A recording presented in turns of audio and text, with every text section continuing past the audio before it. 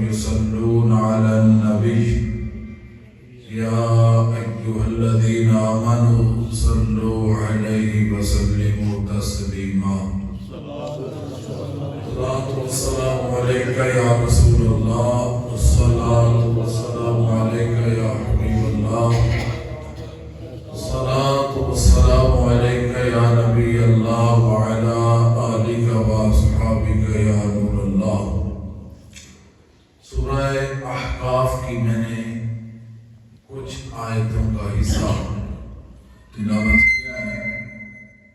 اس میں اللہ رب العزت نے انسان کو حکم دیا کہ اپنے والدین کے ساتھ احسان کرو، بھلائی کرو. اور پھر والدین میں ہم نے والدہ کی شان کو بلند کیا. والد اور والدہ کی دونوں کی شان ورا ہے، مگر جو ماں ہے نا، ماں، اس کا والد کی بنسبت 3 گنا زیادہ اس کی خدمت کا اللہ نے حکم دیا. سبحان اللہ. وہ کیوں؟ ایک کہا حملتہ امہ کرہا، کہا کہ جب وہ حاملہ ہوتی ہے 9 ماہ اپنے پیٹ میں اٹھا کے رکھتی ہے، یہ تھوڑی تکلیف ہے. اس تکلیف سے والد نہیں گزرتا، ماں ہی. پھر کہا ووضعتہ کرہا،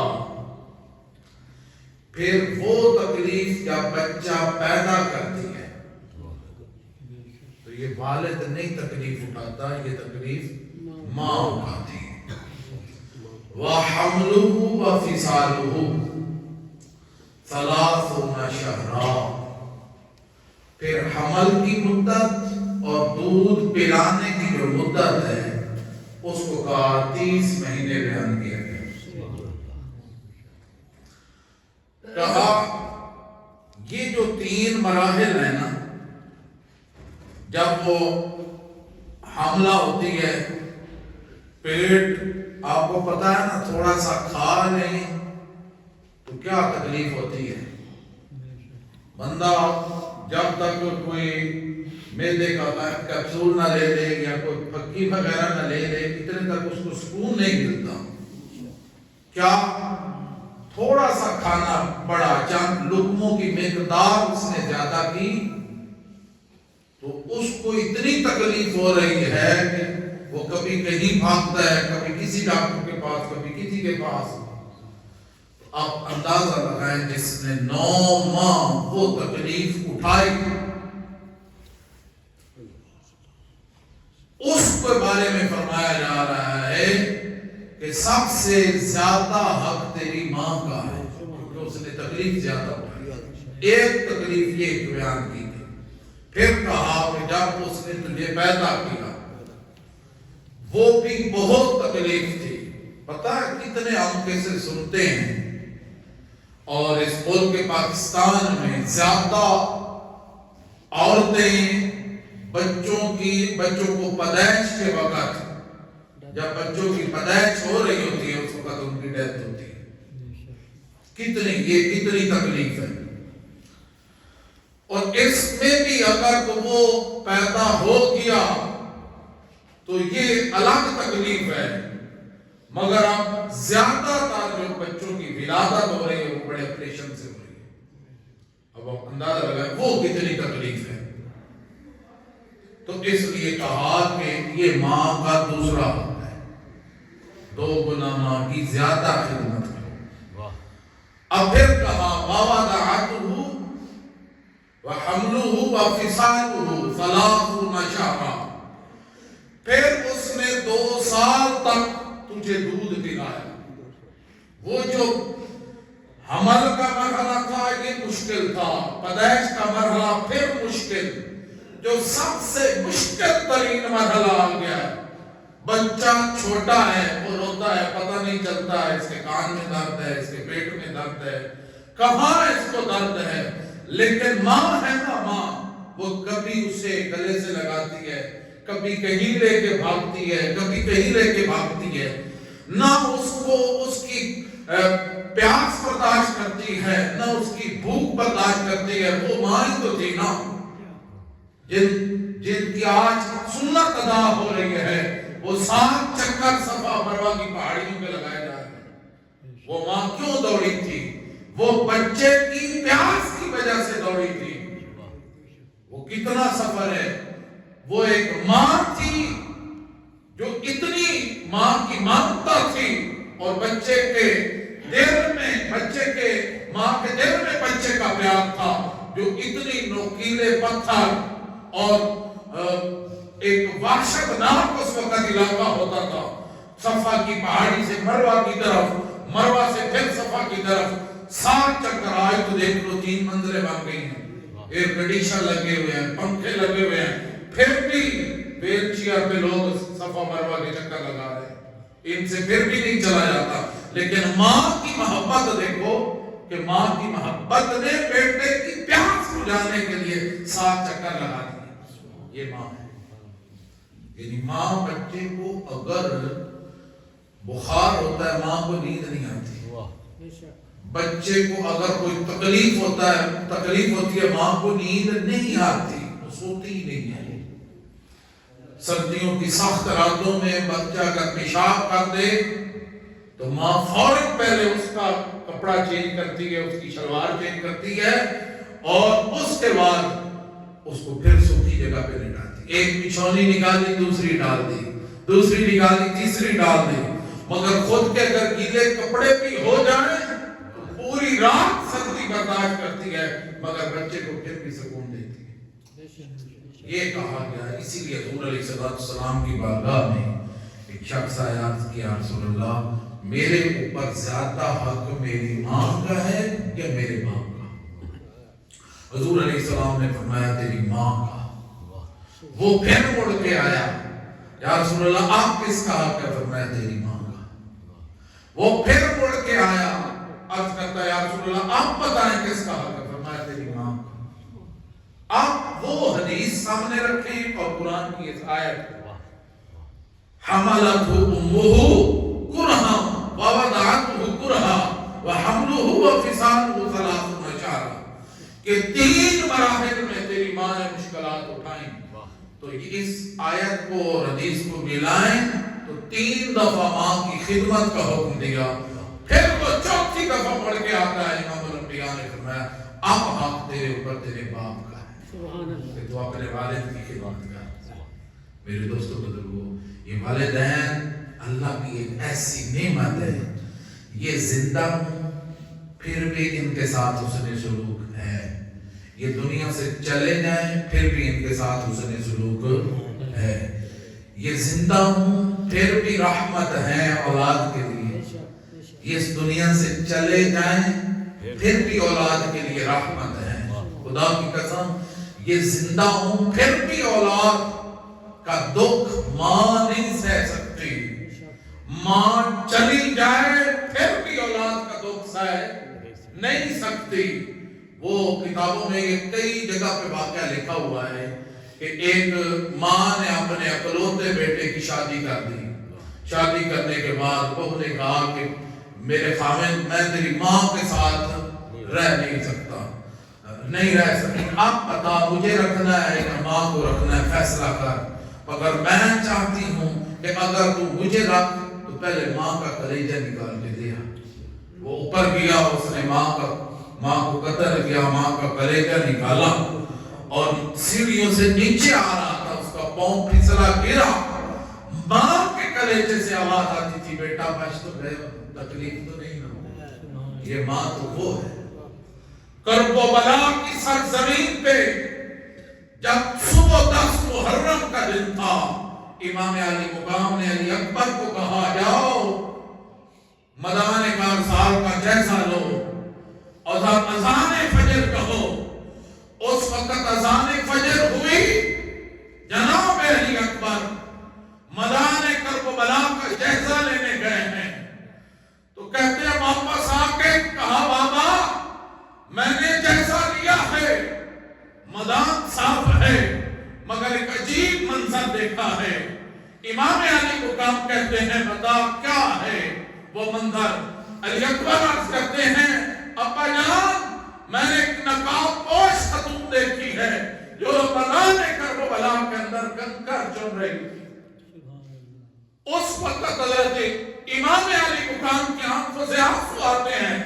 کہا علی اکبر وہ میری ماں فاطمہ تھی, اسے پتا تھا اس کو یہاں میرے بچوں کی لاشیں گرتی ہیں, کسی کو کوئی کنکر نہ ہو جائے, وہ کنکریاں اٹھا رہی تھی.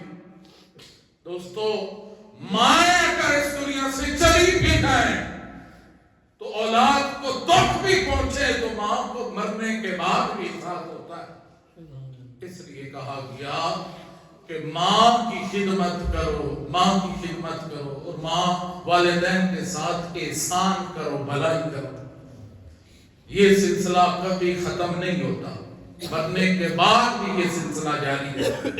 اسی لیے حضور نبی اکرم صلی اللہ علیہ وسلم نے فرمایا جو بنیت ثواب اپنے والدین دونوں یا ایک کی قبر کی زیارت کرے حج مقبول کے برابر ثواب پائے, اور جو بکثرت ان کی قبر کی زیارت کرتا ہو فرشتے اس کی قبر کی, یعنی جب وہ فوت ہو جائے گا تو خود فرشتے اس کی قبر کی زیارت کرنے کے لیے آئے گا.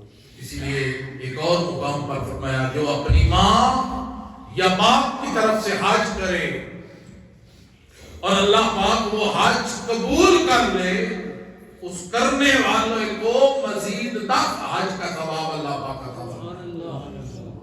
اسی لیے حج بدل کیوں کہا جاتا ہے کہ جن والدین کے اوپر حج فرض تھا اور اولاد میں سے کوئی حج فرض ادا کر چکا, اب اسے چاہیے کہ والدین کی طرف سے حج بدل بھی کر دیں. اس کے لیے تو نفلی ہے نا.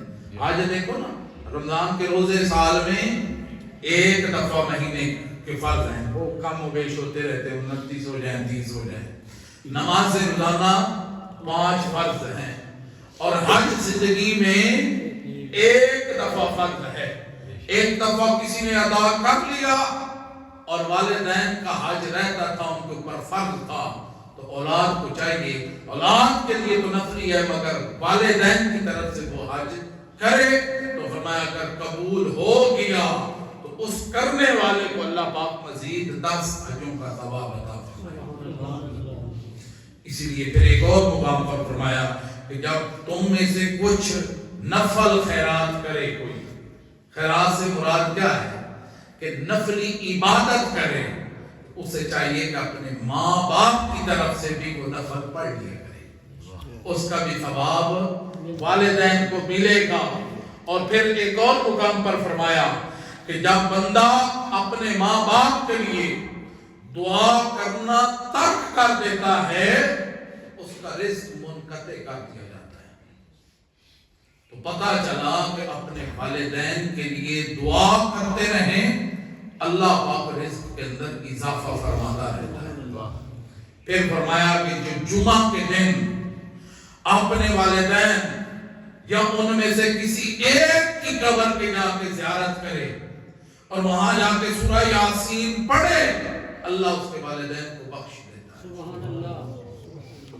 اللہ کے نبی گزرے ہیں حضرت ارمیہ علیہ السلام, کچھ ایسی قبروں کے پاس سے گزرے جن میں عذاب ہو رہا تھا, جن قبر والوں کو 1 سال کے بعد پھر لوٹ کر واپس اسی جگہ سے گزر ہوا. تو آپ اللہ کی بارگاہ میں عرض کرتے ہیں یا اللہ کیا وجہ ہے, پہلے گزرا تھا عذاب ہو رہا تھا, اب گزر رہا ہوں تو عذاب ختم ہے. آواز آئی اے میرے پیارے نبی ان کے کفن پھٹ گئے, بال بکھر گئے, قبریں مٹ گئیں, تو مجھے ان کے اوپر رحم آ گیا, اور ایسے لوگوں کے اوپر میں رحم کرتا ہی ہوں, اس لیے میں نے ان سب کو بخش دیا. ایک مرتبہ حضور نبی اکرم صلی اللہ علیہ وسلم نے فرمایا کہ میری امت گناہ سمیت قبر میں داخل ہوگی, جب نکلے گی تو بے گناہ ہوگی, کیونکہ وہ مومنوں کی دعاؤں سے اللہ رب العزت ان کی بخشش فرما دے. سرکار دو عالم صلی اللہ علیہ وسلم نے فرمایا مردے کا حال قبر میں ڈوبتے ہوئے انسان کی مانند ہوتا ہے. وہ شدت سے انتظار کرتا ہے. ایک بندہ ڈوب رہا ہو تو ڈوبنے والا ایک تنکے کا بھی سہارا لیتا ہے. تو فرمایا قبر میں انسان کا گناہگار بندے کا یہ حال ہوتا ہے. وہ منتظر رہتا ہے زندوں کی دعاؤں کی طرف وہ دیکھتا رہتا ہے, انتظار کرتا ہے. کبھی وہ اپنی اولاد کو پکارتا ہے, کبھی وہ رشتہ داروں کو پکارتا ہے, کبھی وہ اپنے دوستوں کو پکارتا ہے. اس کی پکار کیا ہے؟ وہ پکارتا ہے اے میرے عزیزو مجھے بھول کیوں گئے؟ وہ وقت یاد کرو جب ہم اور آپ اکٹھے رہتے تھے. آج میرا مکان بدل گیا, تمہارا مکان وہی ہے, مجھے بھول نہ جاؤ. پھر وہ انتظار کرتا ہے کہ چلو میری طرف دعائیں استغفار ہی کر کے بھیج, میرے لیے کوئی ایصال ثواب بھی بھیج دو. روایت میں آتا ہے کہ اس کو ایصال ثواب کرنا یا اس کے لیے دعائیں استغفار کرنا وہ اس کے نزدیک دنیا اور معافیہ جو کچھ دنیا میں ہے اس سے بہتر ہوتا ہے. اللہ رب العزت جب قبر والوں کی طرف زندہ ثواب پہنچاتے ہیں تو اللہ رب العزت پہاڑوں کی مانند ان کو ثواب عطا فرماتا ہے. زندوں کا ہدیہ یعنی تحفہ مردوں کے لیے دعائے مغفرت کرنا ہے. فرمایا کثرت سے اپنے مردوں کے لیے استغفار کرو. ہم کیا کہتے ہیں؟ قرآن بھی یہی کہتا ہے والذین جاءوا من بعدهم یقولون ربنا اغفر لنا ولاخواننا الذین سبقونا بالایمان. وہ جو ان کے بعد آئے یعنی جو ہم دفنا کے آ گئے قبرستان میں, ان کے بعد ہم آئے ہیں اور ہم اکٹھے ہو کے بیٹھ گئے, اور بیٹھ کے ہم کیا کر رہے ہیں؟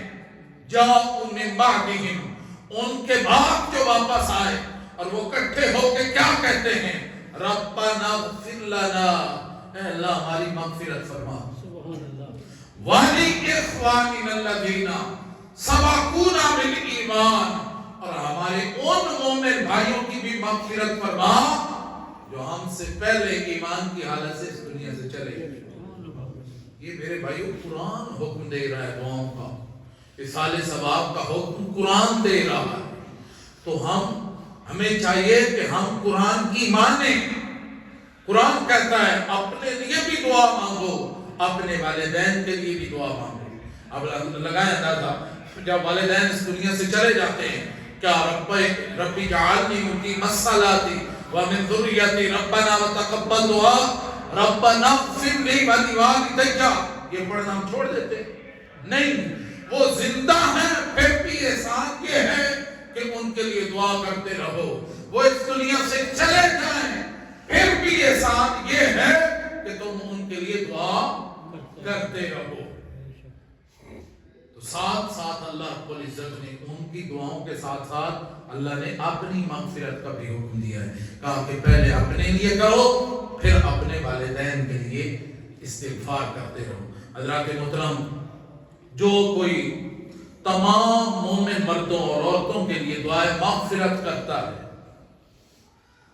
ہم کہتے ہیں نا وَلِلْمُؤْمِنِينَ يَوْمَ يَقُومُ الْحِسَابُ, فرمایا کہ جو کوئی تمام مومنین اور مومنات کے لیے دعائے مغفرت کرتا ہے اللہ اس کے لیے ہر مومن مرد اور عورت کے عوض ایک نیکی عطا فرماتا ہے. آپ اندازہ لگائیں کہ کتنے مسلمان اس دنیا سے چلے گئے. آدم علیہ السلام سے لے کر اس وقت تک کتنے مسلمان ہیں جو اس دنیا سے چلے گئے, اور جب بندہ کرتا ہے سب کے لیے دعا تو فرمایا گیا کہ اس دعا کرنے والے کو اللہ پاک ہر مردے کے برابر ایک نیکی عطا فرماتا ہے. ایک بزرگ نے اپنے محروم بھائی کو خواب میں دیکھ کر پوچھا کہ زندہ لوگوں کی دعا تم لوگوں تک پہنچتی ہے؟ تو اس نے جواب دیا ہاں, اللہ کی قسم وہ نورانی لباس کی صورت میں ہمارے پاس آتی ہے اور ہم اسے پہن کے سکون حاصل کرتے ہیں. یہ میں نے اپنی طرف سے نہیں بات کی، یہ کسی عام مولوی کی بھی نہیں ہے، یہ امام جلال الدین سیوطی نے شرح الصدور کے اندر نقل کی ہے. اور پھر شرح الصدور کے اندر ایک اور واقعہ نقل کرتے ہیں اور اس کو حدیث کی کتابوں کے اندر بھی نقل کیا گیا، اس کو سنن ابو داؤد کے اندر نقل کیا گیا اور حدیث کی کتابوں کے اندر نقل کیا گیا. فرمایا جب کوئی شخص میت کو ایصال ثواب کرتا ہے تو اللہ جبرائیل علیہ السلام کو حکم دیتا ہے جب کسی مومن کے لیے ایصال ثواب کہتا ہے، حضرت جبرائیل اس ایصال ثواب کو نورانی طباق کے اندر پیش کرتے ہیں، سبحان اللہ، یعنی ٹرے تاش کے اندر ڈال لیتے ہیں اور اس قبر والے کے سرانے کھڑے ہو کے کہتے ہیں کہ اے قبر والے اٹھ، تیرے فلاں عزیز نے تیرے لیے تحفہ بھیجا ہے، اس کو قبول کر. وہ قبر والا اٹھتا ہے اور نورانی تاش کے اندر نورانی لباس ہوتا ہے، اس کو پہن کے راحت حاصل کرتا ہے. سبحان اللہ. میرے دوستوں بزرگوں، روایت میں آتا ہے کہ جو قبرستان میں 11 بار سورۃ اخلاص پڑھ کر مردوں کو ایصال ثواب کرے تو مردوں کی تعداد کے برابر اللہ پاک ایصال ثواب کرنے والے کو اجر عطا فرمائے. یہ بہت آسان طریقے لکھے گئے. اسی طرح حضور نبی اکرم صلی اللہ علیہ وسلم نے فرمایا جو قبرستان سے گزرا اس نے سورہ فاتحہ ایک دفعہ پڑھی، پھر سورہ اخلاص پڑھی، پھر سورہ تکاثر پڑھی. اخلاص کے بارے میں تو آپ کو ثواب پتہ ہے، 3 دفعہ پڑھو تو پورے قرآن کا ثواب. سورہ تکاثر جو آج کا بھی درس تھا، کل کا بھی درس تھا، اس میں حضور علیہ السلام نے فرمایا کہ سورت 1000 آیت ان کے برابر ہے. الہاکم التکاثر حتی زرتم المقابر، یہاں فکر آخرت ہے سورت کے اندر.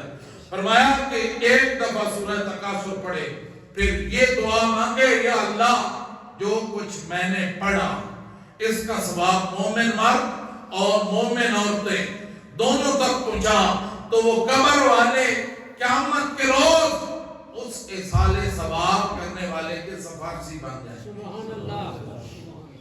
حضرات محترم، یہ ایصال ثواب کا ہمیں اللہ نے قرآن اور احادیث کریمہ کے اندر دونوں میں حکم دیا ہے. حضرت سیدنا حماد مکی رحمۃ اللہ تعالی علیہ فرماتے ہیں، امام جلال الدین سیوطی نے کتاب لکھی شرح الصدور، اس میں سارا احوال آخرت ہے، اس لیے یہاں زیادہ میں حوالے انہی کے دے رہا ہوں.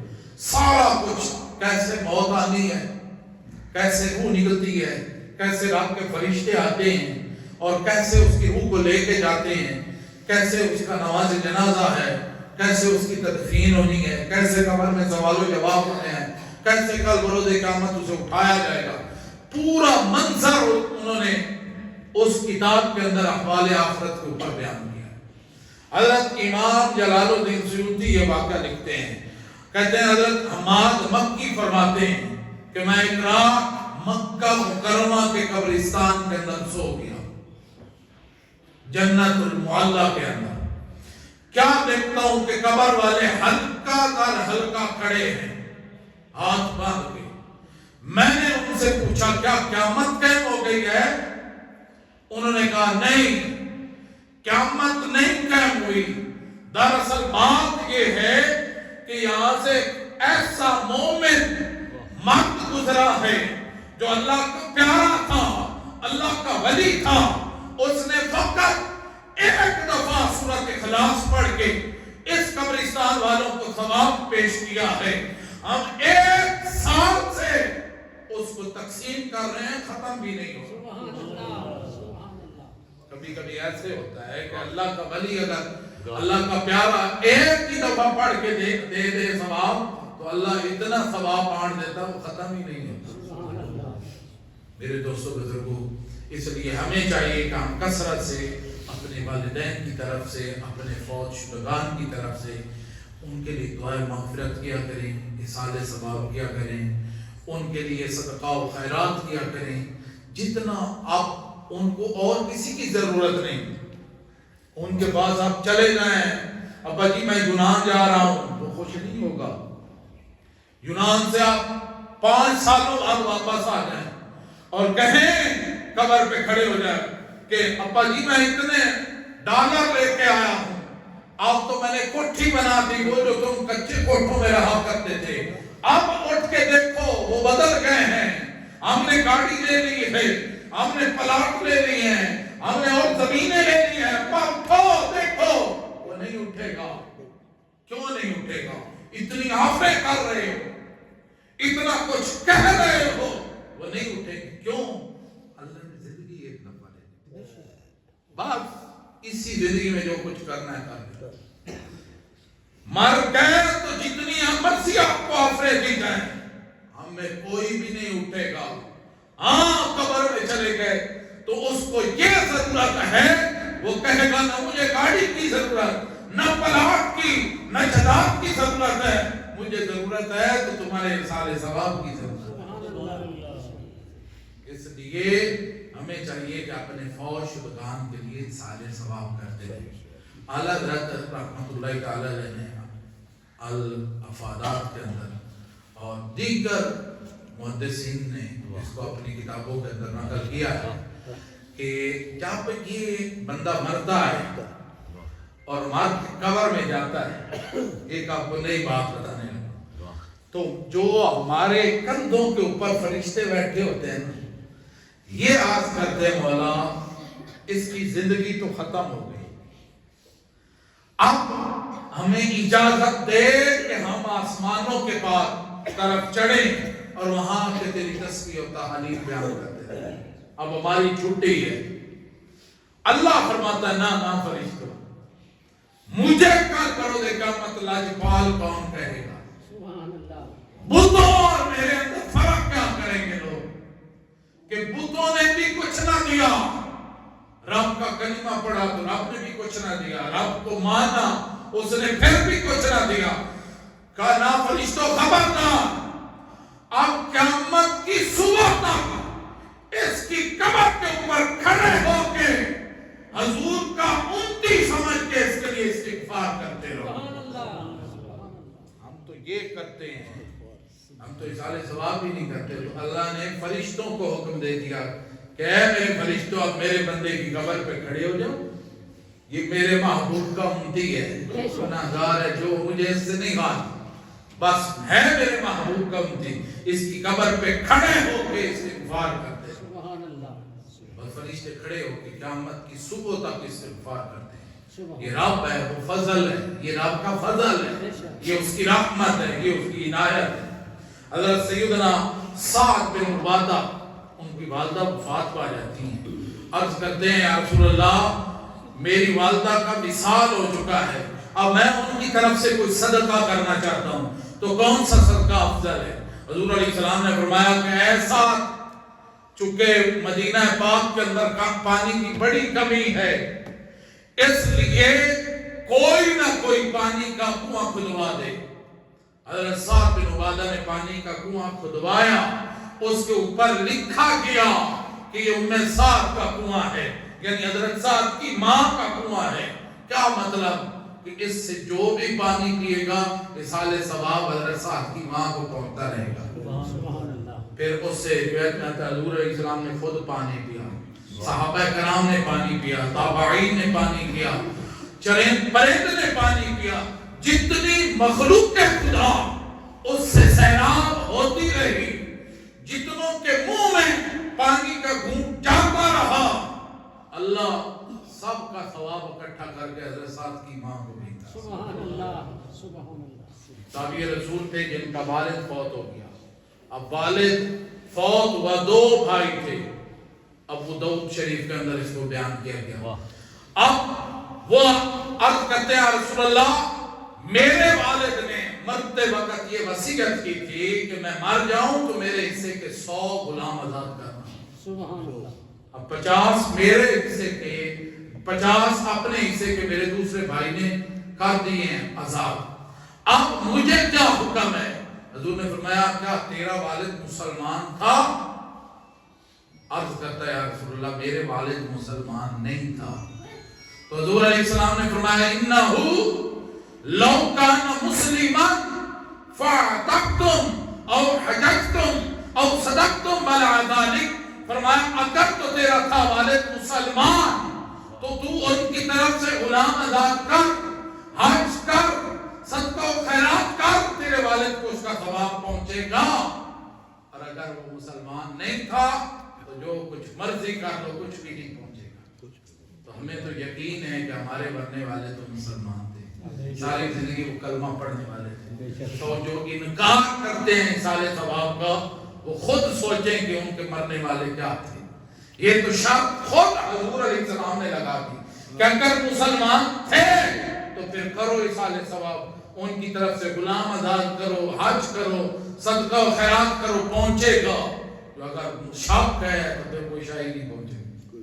بس اس لیے ہم بیٹھتے ہیں والذین جاءوا من بعدہم، ان کو دفن کرنے کے بعد آ کے بیٹھتے ہیں اور کیا سب سے پہلے کہتے ہیں ربنا اغفر لنا، اے اللہ ہماری مغفرت فرما دے، ولی اخواننا الذین سبقونا بالایمان، اور ہمارے ان بھائیوں کی مغفرت فرما دے جو ہم سے پہلے ایمان کی حالت میں رخصت ہو گئے۔ دیکھو نا قرآن نے لفظ کون سا استعمال کیا ہے؟ سبقونا بالایمان، جو ایمان کی حالت سے رخصت ہو گئے۔ تو جن کو پھر اب بھی شک ہے تو پھر ان کی اپنی مرضی کے نصیب ہے۔ وہ کیا کہا، خضر کچی نے کہا تھا محروم رہی فاتحہ خوانی سے قبر بھی، مرحوم رہی فاتحہ خوانی سے قبر بھی، گستاخ محمد کو یہ سزا ہے کہ نہیں ہے؟ بس اس سے بڑی اور سزا کیا ہے کہ قبر بھی محروم ہے فاتحہ خوانی سے۔ اللہ کریم کی بارگاہ میں دعا ہے اللہ پاک مرحومہ مائی صاحبہ کا مقام جنت اور فردوس عالم میں بنائے، اللہ ان کی بخشش فرمائے، درجات بلند فرمائے۔ ختم کرتے ہیں۔